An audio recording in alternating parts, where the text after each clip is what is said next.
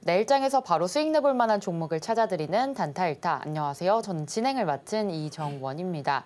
전일 미증시는 견조한 경제지표 발표에도 불구하고 반도체 약세 흐름 보여줬고요. 또 혼재된 3분기 실적 결과 여파로 하락 마감했습니다. 오늘 우리 시장 양시장 혼조세로 마감했는데요. 코스피는 하락, 코스닥 상승했습니다. 코스피 1.45% 좀 크게 내려줬고요. 코스닥 0.6%대 상승률 보여줬습니다. 오늘 코스피 시총 상위 종목들 좀 힘들었는데요. SK 하이닉스 쪽에서 4%대 크게 떨어진 흐름 보여주고 있습니다. 지금 현재 이렇게 혼란스러운 시장에서 우리 단타로 투자 전략 세워봐야겠죠. 단타 고수이신 영석쌤과 함께 하실 수 있는 방법부터 안내해 드리겠습니다.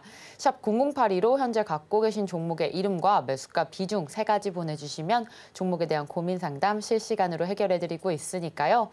많은 참여 부탁드립니다. 자, 그렇다면 오늘의 전문가님 영석쌤 모셔보겠습니다. 영석쌤 안녕하세요. 안녕하십니까. 네, 오늘 코스피 외국인 이탈이 좀 심했던 것 같습니다. 이렇게 크게 떨어질 일인가 싶긴 한데요. 우리 이 외국인의 이탈 어떻게 해석하면 좋을지 오늘 시장 어떻게 보셨을까요? 네, 일단 오늘 좀 말씀드릴 게 굉장히 많습니다. 일단 시장이 안 좋았다. 이거는 뭐 결국 수급의 문제죠. 화면 보면서 이제 설명드리도록 하겠습니다. 보시면 외국인 수급이 계속 이탈하고 있습니다. 외국인이 지금 코스피 기준으로 7거래일 정도, 6거래일 정도 연속적으로 매도하고 있다는 점, 그래서 하락하고 있다는 점을 여러분들이 참고하시면 좋을 것 같고요.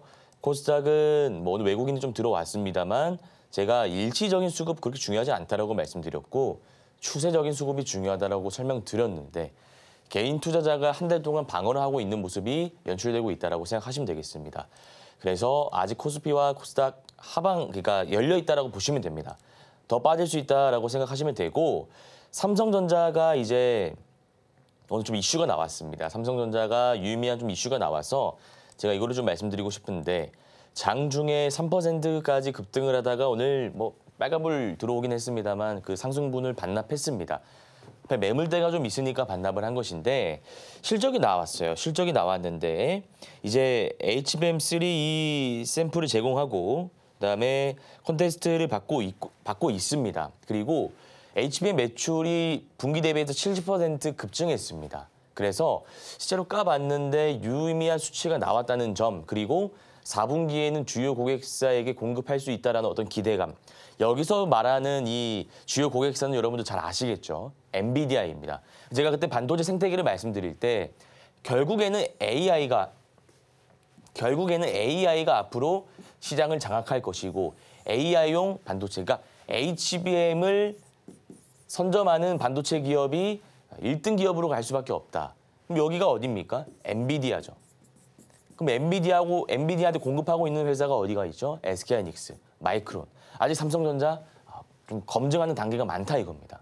근데 만약에 검증 통과 그리고 매출이 나온다 그러면 얘가 다시 올라올 수 있다라는 거죠. 그래서 삼성전자는 뭐 기술력 저는 지금 당장은 뭐 이슈가 좀 있습니다만 이건 이겨낼 거라고 봅니다. 그래서 삼성전자와 SK하이닉스가 우리나라를 이끄는 어떤 반도체 기업으로서 다시 지수 상승을 견인할 것이다라고 저는 말씀드리겠습니다. 자, 그리고 원전에 대한 이슈를 제가 좀 말씀드리고 싶습니다. 반도체 못지않게 최근에 원전 관련주가 많이 오르면서 두산 에너빌리티를 필두로 해서 BHI라든지 우진엔텍, 피코그램 등등 굉장히 많은 기업들을 여러분들이 담아 놓으셨을 텐데 차트 보시면 오늘 빠졌습니다.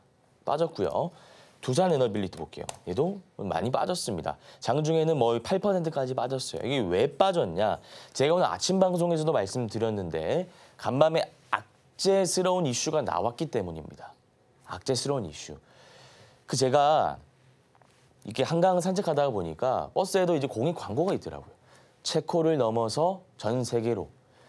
지금 윤석열 정부든 뭐 문재인 정부든 어떤 정부든 간에 정책적으로 밀어주는 산업이 있습니다. 이전에는 친환경이었고요. 지금은 원전이죠. 그래서 이 원전 산업에 대한 어떤 기대가 굉장히 큰데 또 그 기대로 인해서 투자자들이 투자를 하고 있는 것인데 체코 관련해서 악재가 나왔다 이겁니다. 뉴스 보시면 자 이런 뉴스입니다. 제목을 볼게요. 체코 반독점 당국 한수원 원전 계약 일시 보류 이렇게 뉴스가 나왔습니다. 근데 이게 단독 뉴스가 아니라 여러분들 잘 아시는 언론사, 방송사로부터 쭉 뉴스가 나오기 시작해요. 그러니까 이거 나름 신뢰도가 있다 이거죠. 그래서 내용을 제가 어제 면밀하게 검토를 했습니다. 보시면 이의 제기에 따른 표준 절차다. 결론을 시사하는 건 아니다. 그러니까 체코 입장에서는 웨스팅하우스에서 경쟁사입니다. 웨스팅하우스 미국 기업. 이의를 제기하니까 일단은 보류한 것일 뿐이지 이게 확정된 것은 아니다 이거예요.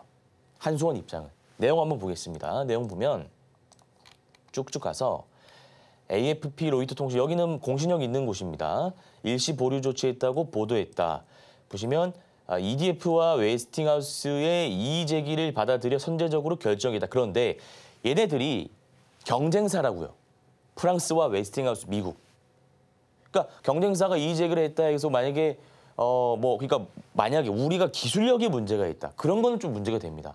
우리 기술력에 문제가 있기 때문에 체코가 우리나라와 뭐 이렇게 하지 못하겠다라고 하는 것은 분명 악재가 맞는데 이미 7월 달에 투쿠바니 원전 추가 건설 관련해서 위협 대상자로 선정을 했고 내년 3월 달에 최종 계약을 맺기로 그러니까 그 전까지 이제 맺기로 하지 않았습니까?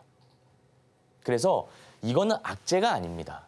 그래서 오히려 추가 매수 기회를 살려가지고 우리가 베팅을 할 수 있는 영역에 왔기 때문에 제가 이거 다시 한번 말씀드리고요. 너무 걱정하지 않으셔도 될 것 같다라는 말씀 다시 한번 드립니다.